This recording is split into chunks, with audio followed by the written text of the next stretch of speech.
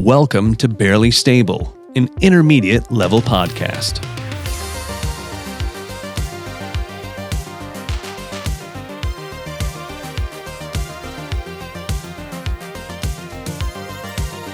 A cool disc golf podcast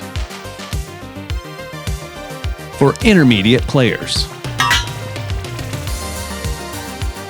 This is the Barely Stable Podcast. Live from beautiful Austin, Texas, this is the Barely Stable Podcast. Here are your Barely Stable hosts, Daniel Freeberg and Nick Barr. Thanks so much. Welcome to the Barely Stable Podcast, episode 2. What's up, everybody? Ready to rock and roll?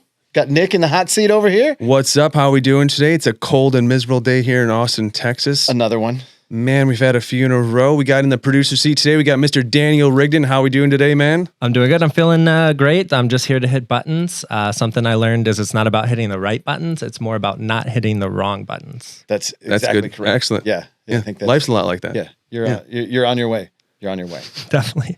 We got a great podcast for you guys today. We got a few things lined up. We're going to talk a little bit about 2024, kind of where we're sitting and what we plan to do as far as divisions go. Freeberg took his test, and we've got a new hot tournament coming here in Central Texas. But just released the details on that. Yeah, they just did. But first, Rigdon, my man, you want to pull up the results? Oh, yeah. We got a new qualified official in the house, Mr. Daniel Freeberg. I took the test. I took it with you guys the first time and failed miserably. Yeah, we watched bad. you guys. We watched you take it the first time, and you didn't fail miserably. 66%, yeah, I think. I would say, though, the 4 that you missed or the 5 that you missed that put you below the line, I don't think you understood the question when you clicked the answer. And then once you can tell the story. Yeah, well, I was very frustrated afterwards. Yeah. I'm glad it was actually kind of that it was part of the lost files because I was a little butthurt live on camera. You know what I mean? But shook that, went home, was like, I can do this. Took it again, failed again. What'd you get on the second test? 19 out of 25. So it was a 76. So you need to get 20 to pass. Yeah. That's an 80. Got to be 80%, 20 out of 25 questions. A lot of it is reading comprehension. Like, it's not trying to figure out how much you know. It's trying to figure out if you know how to find everything. And I got to tell you, our boy producer Rigdon, I reached out to him after I took the second test, and I was like, bro, I've been playing disc golf for 10 years. How do I not know this? And he took it. 19 out of First 25. one, 19 out of 20? 19, yeah. Did you end up passing it? Yeah. I did end up passing. I took it again and got a 19. And I think my problem was I wasn't really spending the time to actually look up. I wasn't really treating it like open book. I was kind of rushing through. Again, just some background on it. It is not timed at all. No. It's fully open book. I was just really looking up the really more difficult, challenging questions where you really had to, unless you had a perfect memory, you had to look up sections and stuff. Absolutely. Or compare the two sections verbatim, word for word. Exactly. So I got 19, and then I was finally I'm going to sit down and take my time and do this the right way, and I got 23. So nice. Yeah. And I think I finished with 22 my third time, and it was exactly that same thing. I took it, I got 19.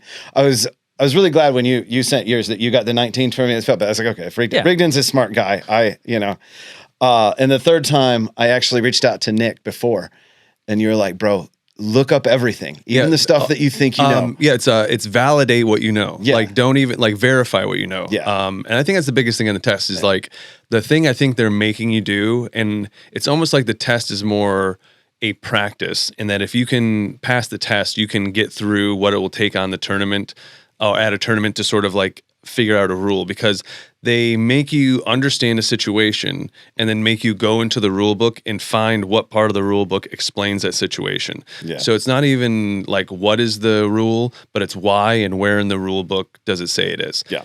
So while it's a really good test, it is open book. And when you can go into the book and kind of find it, it almost feels I feel like when I took it, I was just buried in the book because I was kind of new to disc golf. So I felt like I didn't know anything. And the fact they let me open the book, I was like, I'm looking at everything. Yeah. And even doing that on every test, I still got 3 or 4 wrong. I forget. I think I got an 85 maybe. I forget. I think maybe some 3. What does that make? 3? Well, I think it was 20 when you took it instead of 20. Oh yeah, that's right. Maybe But whatever it was, Yeah. I missed a couple questions still, even though I like thought I looked in the book for every single thing. So real good test, I think. But I think the walkaway here is that like maybe more people should go and take the test. What do you think? Well, and I think the test it's hard. Like it's really hard if you're just taking it blind. Oh yeah. But I think they make it hard enough to where you have to want it. You have to, you know what I mean? You're not just going to pop in and take it on your cell phone, in the parking lot before work. Like it's going to take a minute, but it's good because then you can look up all the rules. There were a couple questions that I didn't like. Okay. Do you have one in particular? Yeah, we have them. There was one about somebody slips and hits your cart. And I felt like the test was really encouraging you, like you need to call everything. And I got that wrong. I took the test 3 times. I got that one wrong 3 times out of 3 because it's saying that no penalty. It was an accident. Right. Penalty. What did you think? I thought that it was a penalty on the person whose cart it hit, which is something that I was like, I'd probably be cool and not call it. But I thought that's what it wanted. And I just could not get through in my head that like, even the PDGA allows you to be cool. I think another thing that might have, I don't want to say helped you, but like I think it would help everyone. And it's certainly a thing that I tried to do is I, again, took it when I didn't know. I was very early in disc golf. I didn't know a ton. So I tried to use a little of like SAT theory. Like, okay, it's not D. It's not A. So it's either B or C. And then you see what the difference is between the two. Okay, so they both include 8064 and the difference is 8061 and 8067. So you just go check 1 and 7 and whichever one. And that's what was confusing about that one. It was more confusing once I looked it up because if you looked at it doing the cart, it's like, see this other section where it's like, definitely it's a penalty. Oh, really? Yeah. That is a little confusing then. And so it was, but. What was the penalty it said it would be in the book? It's if you hit somebody's cart and if that's in the way, it's a penalty on them. Got it. But because on that one, because it's a slip, it's a misthrow. So, got it. So when they slip, does their body hit the cart or the disc? The disc. Oh, this is the one where they throw errantly from a misthrow. Yeah. Yeah. Well, I think that you have to kind of allow for that, right? Because otherwise, where could you stand? Just behind trees? Yeah. Like everyone has to go hide behind like oaks. Yeah. Or like protect, be ready to move your stuff at a moment's notice. Yeah. So there was that one.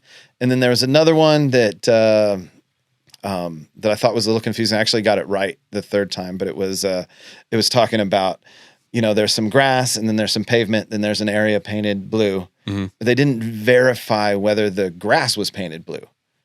And so when they're like, it's half on the grass, half OB, and but the blue part was supposed to be hazard. Yeah. And that's something that I think would be really easy to figure on the field.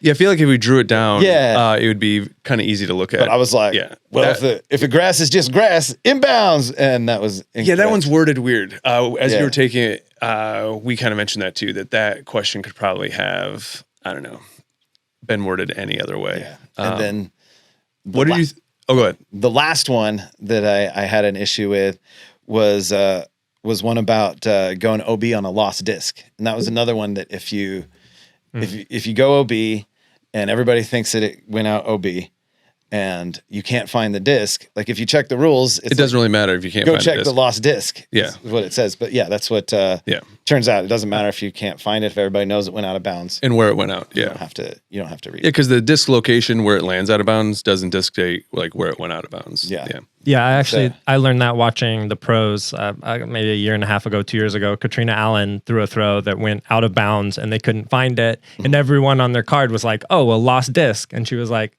no, it's not. Yeah. It's like, we know where it went out of bounds. It's like the same thing as if it went into a pond. Like you're not going to call lost disc on that. And that's why I learned that rule was the pros actually sorting it out on their card. What would the suggestion be? They would get like an out of bounds and a lost disc? That's exactly why she was just like, what are you guys talking about? I was just like, lost disc, you re-tee. But then the pond thing is what got me. If you throw it into the pond, you're not going to make somebody re-tee. You would never find it. The pond. Yeah. And we've all thrown shit into the pond. Like that's, Speak for yourself. Yeah. Oh man, I got at one of the towns one of the courses I play. Northtown is kind of my home course. It's like your backyard course, yeah. Yeah. There's a dude out there named Brooks, and Brooks will go out there just randomly in his wetsuit and go dig out all the discs. Yeah. He's called me like 30 times at least. I think Goose might actually do that too. Yeah, Goose has done some of that. Yeah. Yeah, I think Goose is a local TD we'll have on I think the next podcast. Yeah, right? hopefully next week. Yeah. Well, that'll be fun. With the ratings now, with the, I guess, your official rating on your ratings climbing. Okay. You just competed at the Mint, not audition, what they Team call it, Mint Team Tryout. Yeah, it's right there, Mint Team Tryout.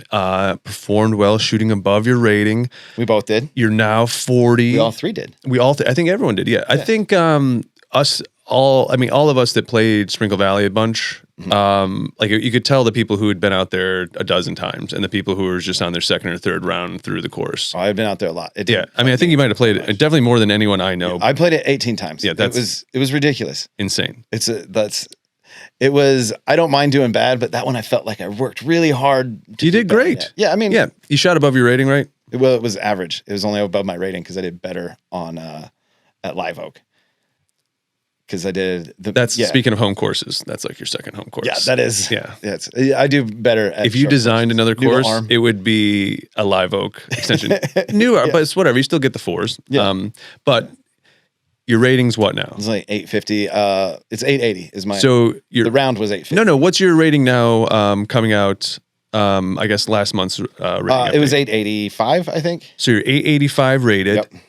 You've played now in an MA40, MP40, MA3. You've played some MA2. Mm-hmm. What do you think you're going to focus on in 2024? I think that I've gotten to the point where, and I fully understand there's people that are out there that are like, I'm under 900. I'm playing MA3 until I'm over 900. That's the rules. You can do that. And yeah, that's the rules. They make it the rule. Yeah. I think MA3 has just such a huge...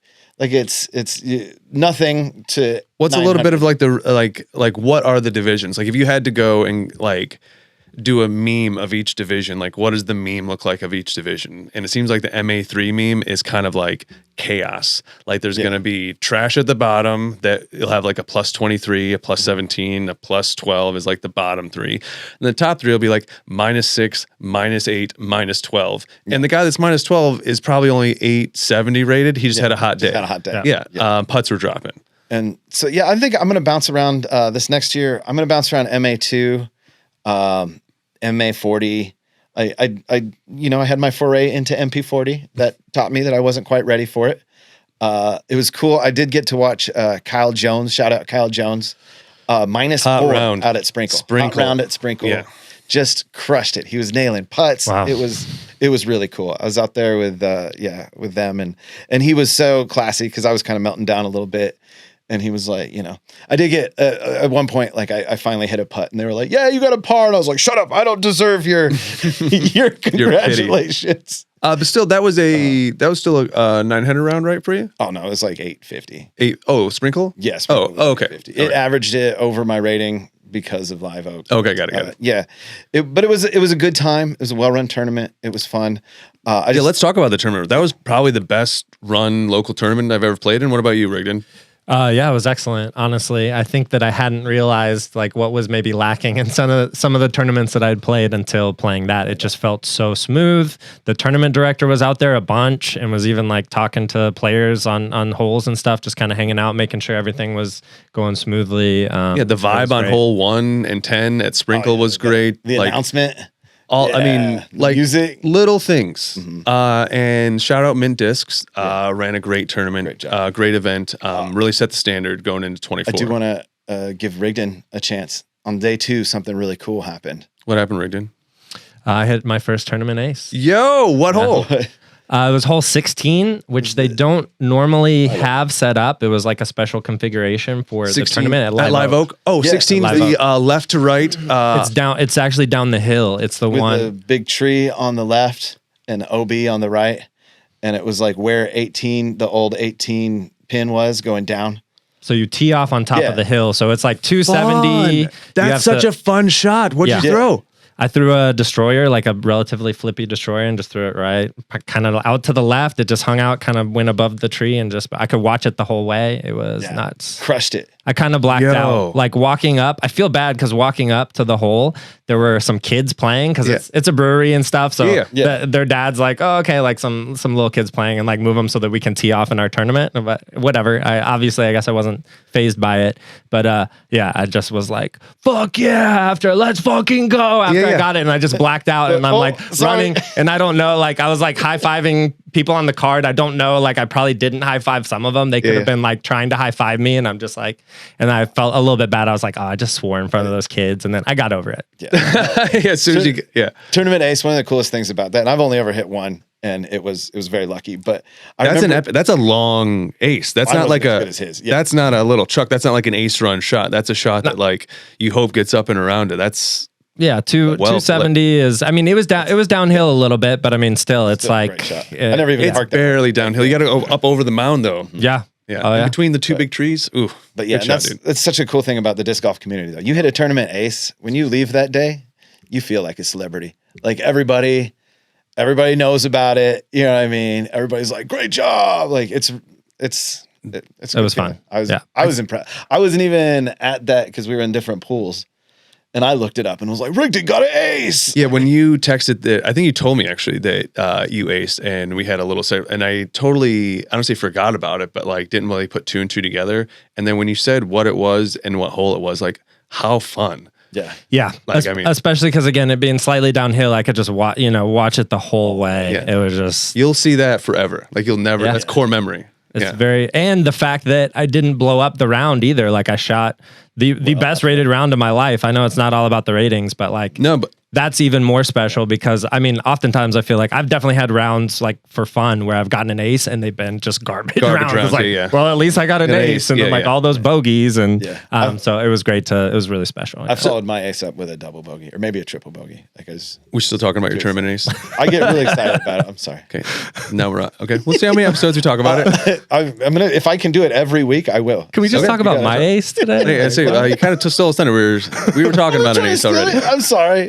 It's okay. I'll be all right. So then what was your rating for the round? Do you remember? The round was 955, which is just way above. Huge. Yeah, I'm like I'm 877 right now, so like 955. 877 still surging up. So like you guys, I mean that's 25 points up on the year, right?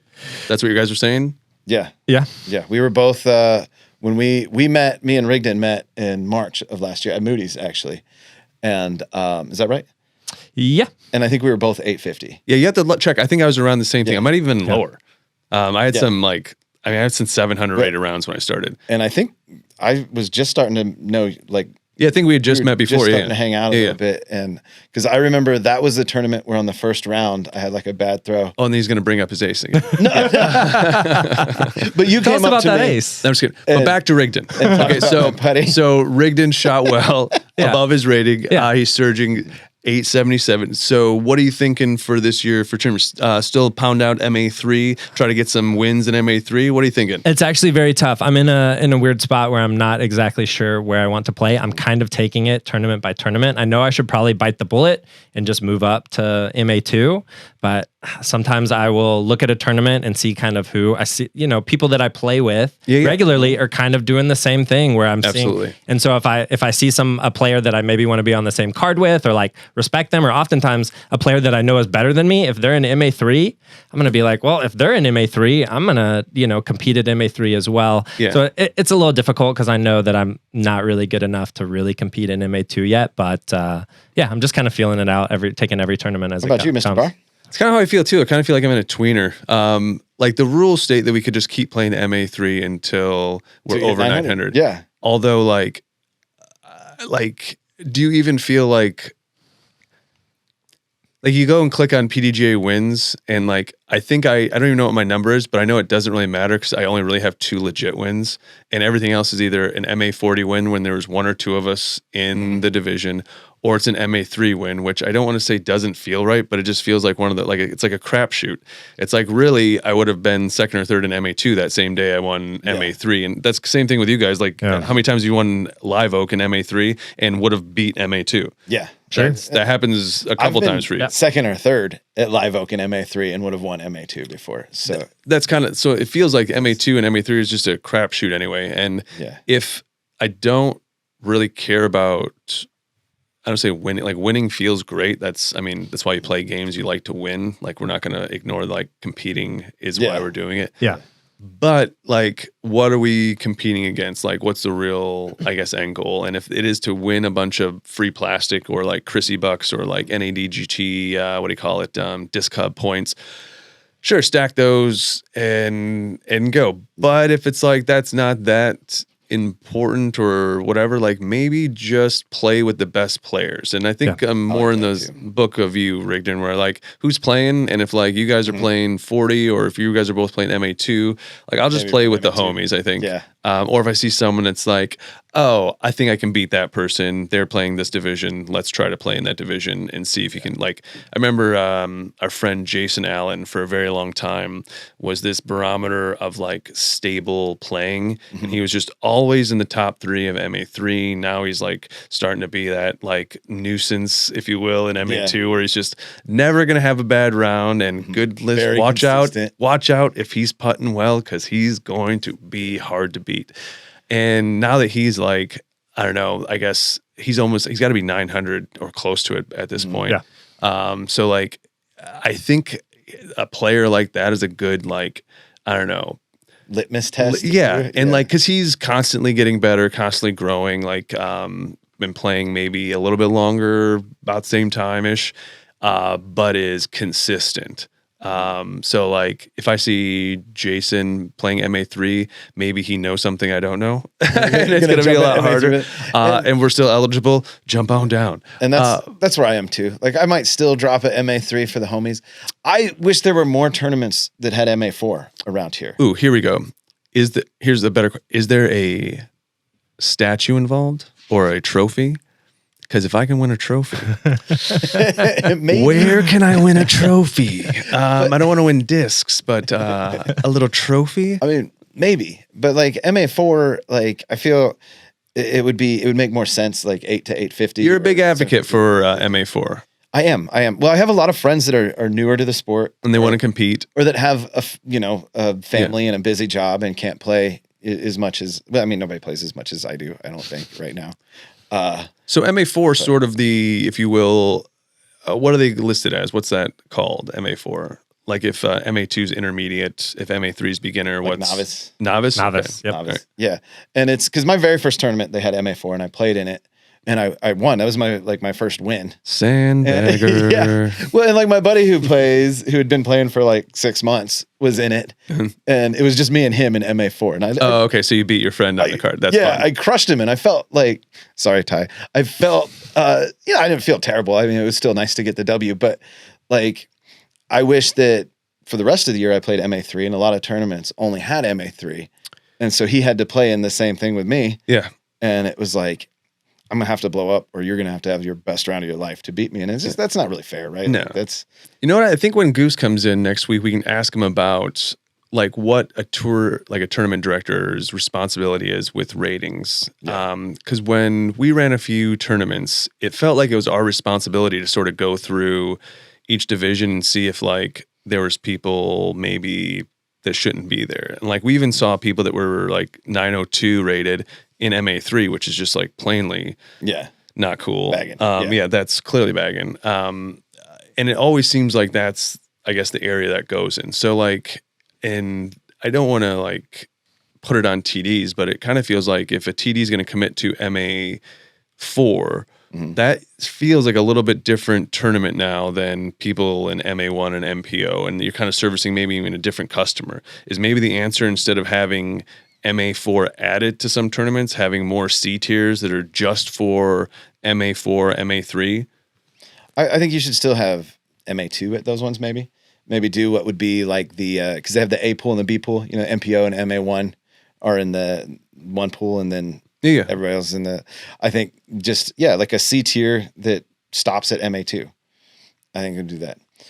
But I don't know, man. I don't know either. I don't know how many people are playing. I also don't know how many people are competing that like are in an MA4 pool that then stay in MA4 a long time. Like MA4 would kind of feel like a almost like a union. Like you kind of need more people coming in the union all the time for like the business model to make sense. Well, if it was more clear, if it capped, because like you think MA2, that's a pretty short rating. It's 900 to 930. Yeah, I think you just hit the nail on the head that like a more clear like where people should play at. But at the end of the day, like your rating is your rating. Yeah. Like, and you can't play defense. Like when you're playing disc golf, you're playing versus yourself. Yeah, it's just you and the course. Yeah. So like, what does it matter if we play MA3 and shoot 950 until we get over 900, or if we play MA1 and get, 100th place or same score on MA3, get first place? Like you get the same trophy. Rating. The trophy. The trophy. Is and that, so no more trophies is the Northern Light. Who doesn't love trophies? Are you kidding me? How hard? We talked about it last one. Like don't get me wrong. When there's a bunch of cool plastic out and there's a bunch of good swag, that's always exciting under the tent. But the real thing that's exciting is when you walk in and you see all those trophies. And when there's 3 trophies per division, let's go to podium. Yeah. All right. I did want to quickly show for you guys, pull up the PDGA website. Definitely has some pretty clear guidelines, for choosing your first tournament, and it's really good. It's really good on paper, but I definitely understand how when you're actually running a tournament and when you're actually down there like playing these tournaments, how it's not necessarily going to completely translate, but they do have some pretty good guidance on kind of what division you should be in. It's just like that doesn't always translate. Yeah, this reads really well, but I wonder how many players are, because this is the part that I feel like is not talked about enough. And let's just go right into the middle to Amateur 2.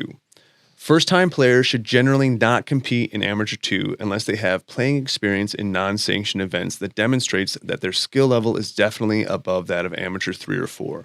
Well, they're not a first-time player if they've have playing experience. Only someone who regularly performs well at club monthlies or weeknight doubles, who has an array of shot shapes and throw types available to them, if still inconsistent with some of them, who are very confident with putts inside of 6 to 7 meters, 20 feet, should consider starting here. So this, could you go to the one that defines Amateur 2, which I think is right there? Because obviously no one's going to jump into MA2 unless like you're just murderous before doing it.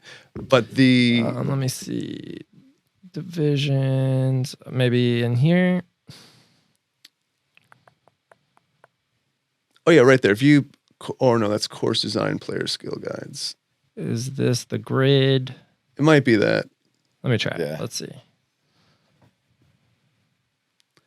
Well, so this is it. So if you want to zoom into like maybe an amateur, like something that's not age restricted. Oh, there you go, up there, amateur 1, 2, and 3. So eligible ages, everyone. And then you see the ratings requirements are, I don't say pretty spread, but MA4, you have to be less than 850. Okay. MA3, you have to be less than 900. MA2, less than 935. And MA1, you can be any ratings requirement, I guess. Yeah. But sometimes, I guess, required to be above 935.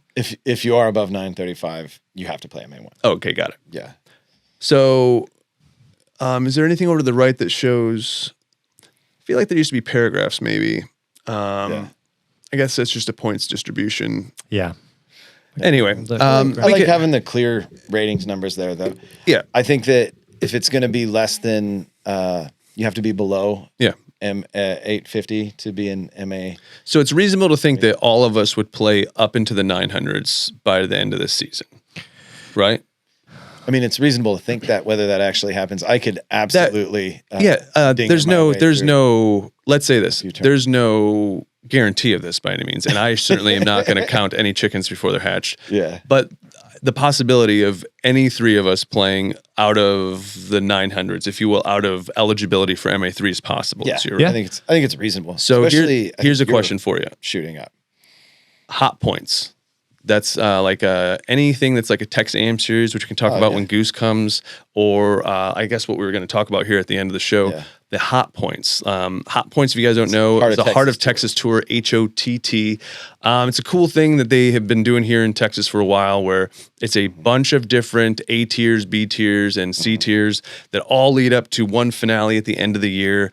Last year it started with the Swordstone Shiver with the Yeti out at Swordstone, and it ended out at Moody's with the finale that we talked about last week. So literally from January to December, a whole year long. Also, if you can't play 12 months of disc golf, sorry, move to Texas. It's awesome. Can we sidebar about Rigdon's finish out at Moody's? No? I threw up in my round. That's what it was. I puked mid-round. It was hilarious. It was bad. Okay. He felt really bad. Oh, you actually did? Yeah. I thought when he said that story to me, I thought he meant just as a metaphor for how you played, and I was trying to avoid you telling a story about Moody's. I just puked. That's the whole story. Yeah, We're done. He had the flu. Buddy, do you have your Jordan round? I didn't know until the end when I puked. Did you hit like 23s? I finished. I had that moment. It was like hole 16. I was like, do I bail or do I finish it? And one of the guys I was playing with was like, well, at least you're almost done. And in my mind, I was like, well, I was going to quit. But as soon as he was like, well, it's almost over, I was like, no, I can't. We were on the card behind him. And this is why I wanted to tell you. We were on the car behind him, and I saw him kind of walk over the trees, and I was like, "Hey, Rigdon!" And he was like, "Blah." You watched him throw up. That's really funny. I was like, "Oh no, he's doing like, bad." Oh hello. That's pretty funny. That sucks. I'll be over here. I've never. Have you ever had anything like that happen on the course to you? No. Real quick, same area. A friend came up to me, saw me standing in the woods, and I had actually taken a towel that we were just given as a gift for the tournament or whatever. It's like a player pack, and used it to ensure that my backside was clean. Yes. It gets hot here in Texas. A little sweaty, and had a burrito that just had a return, if you know what I mean. Little Chipotle undies. Slight return, if you get the Hendrix reference. Brutal. I've made a pit stop at the... Rigdon's face is very red. Yeah.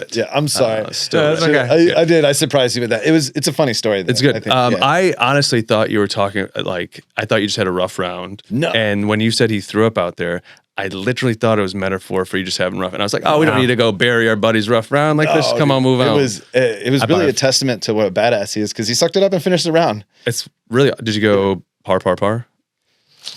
Yes, I ended up parring out. Yeah. In my mind, I was like, this is going to be a great story if I end up birdieing out, because I was having literally the worst round of my life, and I didn't know why until I puked. And I was like, if I birdie out here, this is going to be incredible. I've got 3 chances. I'm going to go turkey, and I parred out. So that's still awesome. Yeah. It's still that's finished sick. around. It wasn't too far below your rating. It was very far below my rating. One was, but like the tournament, right? Oh, the tournament as a whole was actually pretty good. Yeah. That was a 3-rounder, right? Yes, sir. Yeah. So you had 2 other. Yeah. 2 good rounds on it. We were. Yeah. Anyway. Good story. Sorry. That's very good story. That's hilarious. Cool story. I can't believe you actually threw up. Yeah. I can't believe that I so ignorantly thought that you just shit the bed. Glad you didn't say that, because there's no beds out there. My bad. So, You know what I'm saying? So Hot Points. So last year there's a little bit of confusion at the end of the season of how Hot Points worked. It kind of worked differently than it did the year before. It seemed like, I don't know, some people had some things to say about it because it was just different. Also, no one said that it was exactly the same. So the people running it have that going. So what they did, which I think was great, is they laid out pretty clearly how everything works with points. And I think that's what the people wanted. Absolutely. A lot of people, I think, after last year came out were like, this is fine. I just want to know what I'm getting into next year. Yeah. Let me know at the beginning. And so, I feel like Mint took over hot. They answered on this one. Yeah, absolutely. I thought so too.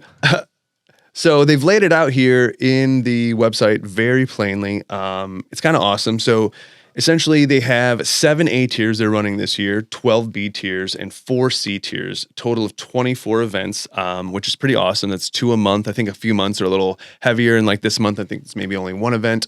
But essentially, in the finals, if you play the finals, which will have 1 finals at the end, and how you qualify for that is by earning points. So if you play in an A tier, you'll get 15 points. If you play in a B tier, you'll get 10 points. If you play in a C tier, you'll get 5 points, potentially earning getting, 100, 120, or 20 points in each of those. Now, if you win an A tier, you get some bonuses for getting podium. So if you take first place, you get a 10-point bonus. If you get second place, you get a 5-point bonus. And if you take third point, you get a 3-point bonus. Now, I guess the one question I have, that's not just for A tier, that's for any of the tiers. Exactly. So it seems like bonus for podium. For podium finishes for anything. So a C tier, it seems like you still get a 10-point bonus and an A tier 10-point bonus. And it seems like, and I could have this mistaken, but the only way to qualify is to have 130 points at the end of the thing. So that means playing in, if you played in all of the B tiers and one of the A tiers, that would be enough. So that would be 13 events. Or if you played in, you need 130. I guess if you played in all of the A tiers, all of the C tiers, and one of the B tiers. So you could get it done in as few as 12 events, but we'll probably need between like 13 and 15 events, it looks like, to qualify. Yeah. Unless you win, then I'd say each win takes away one event you would need to qualify. So you can do less. I think that if you win an A tier, you should get the qualification. Yeah, I definitely have feedback here, but I feel like I always have feedback, so I'm trying not to be a quote-unquote hater by any means. Fair. But from initial, I love it because I love that it's laid out and I love that it's very clear and it seems like they took their time to sort of figure this out. But if I have feedback, having just thought about it a little bit, it seems like the podium bonuses are weirdly weighted. It's like you get 10 extra points for getting first place. Yeah. But also if you just show up to the A tier, you get 15 points. Yeah. Now, granted, I get 15 and the winner gets 25. But the point disparity is only 10 points between fourth and first. So and between fourth and 23rd. Yeah, so also fourth place gets the same points as that guy in last place. Now, I think we could just, for people who don't know, the way they ran it last year is you got a point for every person you beat. Yeah, so if there's 20 people in your division and you got first, you got 20 points. Yes. If there was 100, you got 100 points. Yeah. So which seems... It motivated you to do well at the bigger tournaments. Absolutely. Yeah. So I think there should still be some of that. I think they're still feeling out and trying to figure out what's best for how they do it. But it kind of it's got a little participation. Yeah, it feels like a participation thing. Participation trophy. It doesn't feel in the heart of competition. I guess that's the easiest way to sum it up. And maybe if you're really looking for competition, that's when you want to play MPO and just suck it up and get money. Yeah, and then if you're not good enough, get good enough. Don't get bitter, get better. You know what I mean? Because don't get bitter, get better. I like that a lot. Yeah, that's fun. I think that's what you have to be. Because if you don't like this as an AM, you're probably not AM. Because I bet AMs who love player packs, who love I'll bet they'll have dope stamps on all those discs for all those different tournaments. You know what I mean? Each tournament will have a cool stamp. It'll be it'll coincide with a release or something else. So everyone who's digging that, I think will still dig that very much. Yeah. I don't think. Yeah. And then if there's pushback from people who are maybe looking for more competition or a more competitive thing, it's not. Everything doesn't have to be for everybody. Yeah. You know what I mean? And that's still pretty. Well, and where I'm sitting on this that's one, pretty awesome. Still pretty cool. Yeah, it's pretty awesome. I'm probably going to go to all 12 tournaments anyway. Or not all 12, all 25 tournaments. Anything that's within so many of them. 3 hour drive of my house, I'm probably going to go to. Yeah, what are the requirements? It's within 3 hours. It's under $100. And they're playing disc golf. That's what I'm. There's disc golf available. So I'm probably gonna go to all of them. I think there's a lot of people that are gonna go to all of them. So, and then the cool thing is if you go to all of them, there is an incentive for that because the most points you saw was a $500 bonus. A $500 bonus? Could you pull it back up one more time for us? On the very bottom, most points award player with the most points across all you get divisions. a $500 cash bonus. For mint money. discs. Mint discs. To be paid outside of PDGA records. Oh. So is that... Can you... Oh, I guess it's a series, so it doesn't matter. They're not rewarding any one event. They're just rewarding a culmination. Yeah. That'd be the same as if you had a sponsorship and you got a bonus. Yeah. Yeah. That's a nice little thing to chase for. I think that the people on the... So that's what you're going for. You're trying to win the most points in one division. Because that's the thing. You have to pick and stick here. In the same... Yeah. Now, see, that's the thing, though, is if my rating goes up over 900 before the year and I have to move to MA2... So where are you going to park? So I'll probably try MA40 Okay. That's what I've been doing the Fuego Fridays. All right, so I will vow this. I will do all of my hot events in MA42. MA40, my man. Okay. Or do we want to do MA2? To be decided. In the TBD. future. Well, I'll tell you what. How about this? If you have a comment, if you have an opinion, Yes. hearing these two idiots talk, please. I mean, go. What do you call it? Stalk us a little bit on PDGA. Look at how we're shooting. I mean, I'm not going to impress too many people, but thanks for checking it out. Freeberg, I don't know how you feel about yours. I got a couple good rounds on there, but I'm not like. What if we leave this up to the listener? That's kind of fun. That's kind of what I was thinking. So, like, if a bunch of people comment, "Hey, you guys should all be playing," whatever.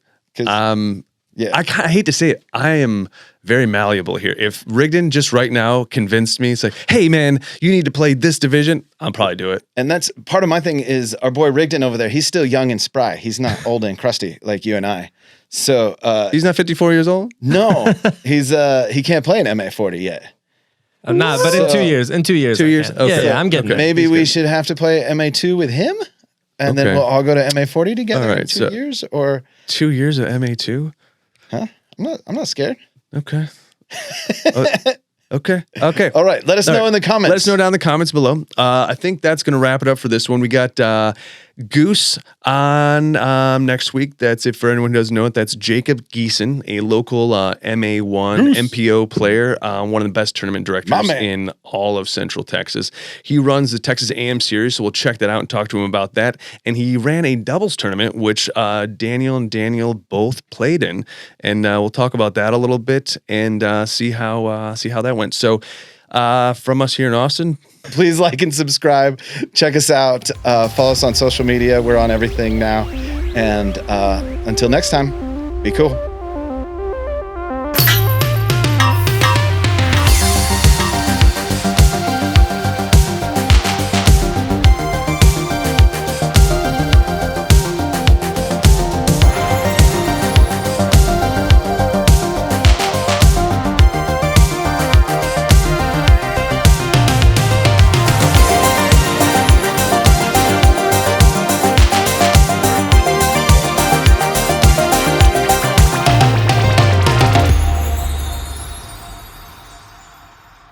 Time, weather, and